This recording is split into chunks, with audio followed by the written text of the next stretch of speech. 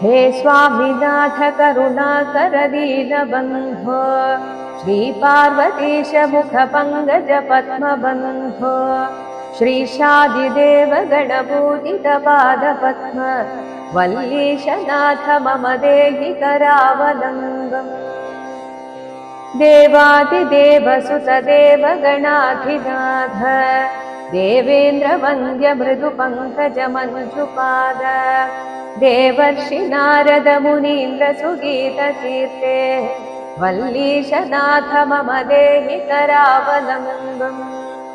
नित्यान्नदान निरताखिल रोगहारिम् तस्मात् प्रदान परिपूरित भक्तकाम श्रुत्यागम प्रणववाच्य निजस्वरूप वल्लीशनाथ मम देहि करावलम्बम्। क्रौञ्चासुरेन्द्र परिखण्डन शक्तिशूल पाशादिशस्त्र